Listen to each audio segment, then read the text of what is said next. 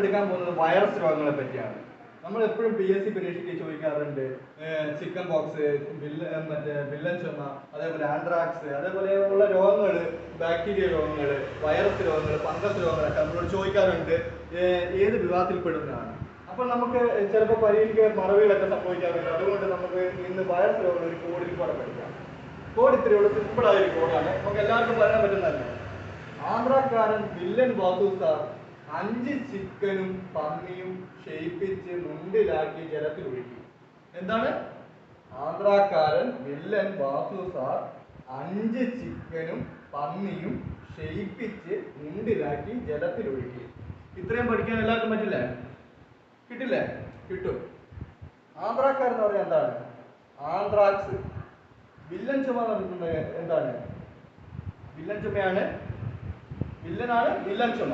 വാസു എന്ന് പറഞ്ഞാൽ എന്താണ്? വസൂരി. സാർ എന്താണ്? സാർസ്. 5 എന്താണ്? 5ആം പനി. ചിക്കൻ എന്ന് പറഞ്ഞിട്ട് എന്താണ്? ചിക്കൻ പോക്സ്, അതേപോലെ ഡെങ്കിപ്പനി, അങ്ങനെ ചിക്കൻ കുനിയെ പറ്റുന്ന രോഗങ്ങളൊക്കെ വൈറസ് രോഗങ്ങൾ പെടുന്നതാണ്. പന്നി എന്ന് പറഞ്ഞിട്ടുണ്ടെങ്കിൽ എന്താണ്? പന്നിപ്പനി. ക്ഷയിപ്പിച്ചു എന്ന് പറഞ്ഞിട്ടുണ്ടെങ്കിൽ ക്ഷയം. മുണ്ടിലാക്കി എന്ന് പറഞ്ഞാൽ എന്താണ്? മുണ്ടുനീര്. ജലത്തിലാക്കി എന്ന് പറഞ്ഞിട്ടുണ്ടെങ്കിൽ എന്താണ്? ജലദോഷം.